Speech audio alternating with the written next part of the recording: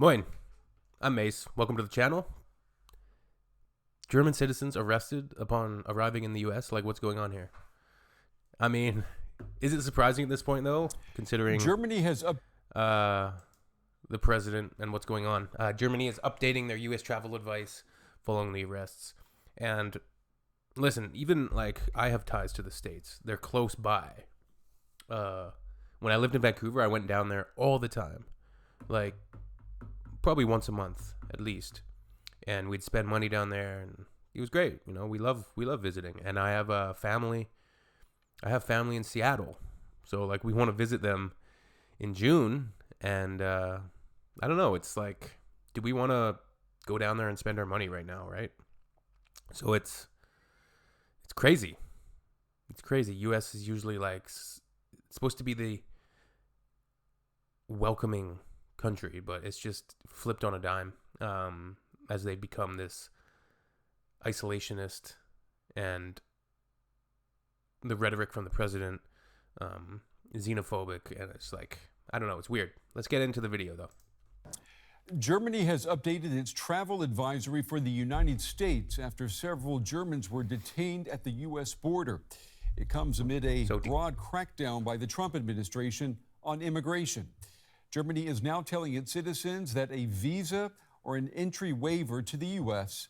does not guarantee entry to the country. A German foreign ministry That's literally what a visa or an entry waiver is for. Spokesman says that Berlin is trying to ascertain if there has been a possible change in American immigration policy. Well, for more, I'm joined now by our political correspondent, Simon Young. Simon, good to see you. Let's start with the case of these people who were detained. What more do we know about these cases, and do they have any... Yeah, like the devil's in the details, so we need to know more about specifically why these particular German citizens were detained. Like, what's going on? Anything in common? Yeah, Brett, the German Foreign Ministry says it's recently become aware of 3 cases in which German citizens were detained as they tried to enter the United States and were held and subsequently were denied entry and deported. And in one such case, a German citizen who was living in the US, according to his family, he was detained in Boston and held for over a week. And in another case... Held over a week? What? What is going on? Yeah, and I know Trump said he really ran and runs, and that's one of his talking points that he espouses a lot, and that's how he gets his base fired up, is the anti-immigration sentiment. And that's being utilized by, I'll just say, a lot of right-wing and populist candidates right now, is stoking anti-immigrant fears amongst the citizens. And this is what you get, I guess. You know, Trump's talked about the mass deportation plan. Remember that, like, very Orwellian sounding, I can't remember what Trump called it. I think he called it the Trump mass deportation. Like, a German man who's engaged to an American woman and had a multiple entry visa and had used it to visit his fiancée quite often. But the two of them went for a holiday in Mexico, and when they tried to return to the United States, the German man was detained. He was held for 16 days. 16 days? Part What? of that time in chains, apparently, and experiencing quite harsh conditions before he was deported. So German authorities say that they don't know why these cases have come up now, perhaps in a heavier concentration than before, but they're asking people to be a bit more careful. I think there's just too much uncertainty and volatility, and just cancel at this point, Europeans and myself too. Like, why would we be spending money there? Like, come to Canada. We invite you. Come to Canada, enjoy it. Enjoy the nature, enjoy the hospitality. Pack out what you pack in, you know. Don't leave, like, I'm sure y'all fit right in because you actually have a respect for the land, the customs, the law, and what is actually right. So please come to Canada.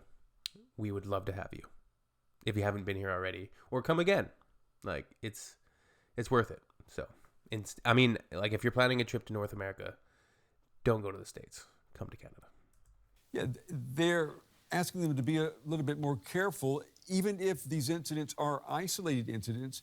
The German Foreign Ministry apparently felt the need to update its travel advisory to the United States. I mean, why do you think a travel advisory to the States? That's crazy.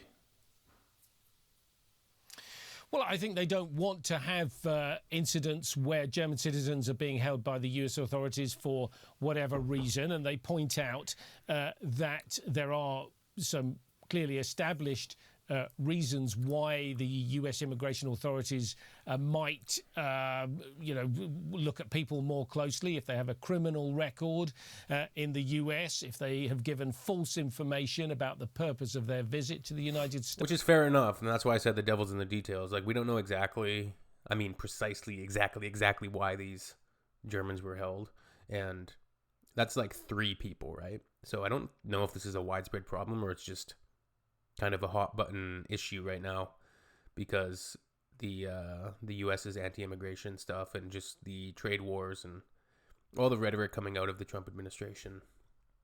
States, or indeed even a minor overstay can sort of trigger pretty draconian action by the US authorities, including arrest and detention and deportation. And this can happen on either entering or trying to leave the United States.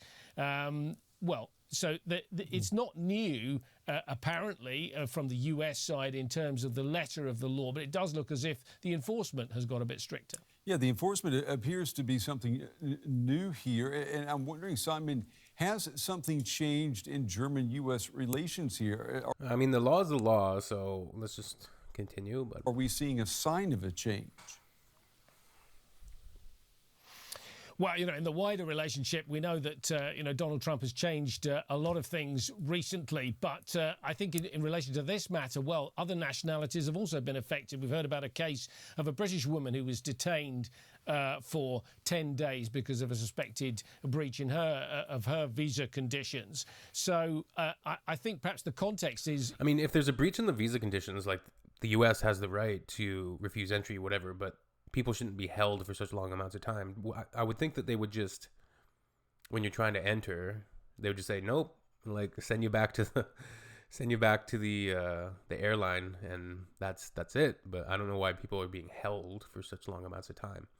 So, kind of need more details about the specifics around each case. It sounds like it's a very small number of cases. We've so far had 4 cases, and I assume there's thousands and thousands of people traveling in and out of the States every day, right? But Donald Trump has signed a load of executive orders tightening the vetting of visas and tightening immigration more generally. He wants to target criminals who have no right to be in the US, but it's possible the immigration authorities are under sort of a pressure to deliver, and perhaps that's why now they're extending their sort of purview even to include tourists and business people visiting the US, and that's why it's important for them to be very careful that all their papers are in order. DW's Simon Young with the latest from Berlin tonight. Simon, as always, thank you. Got to have your papers in order. True facts. I'm interested to see what you guys think about that one. Let me know in the comments. Talk amongst yourselves, and we will see you very soon. Tschüss, auf Wiedersehen. Have a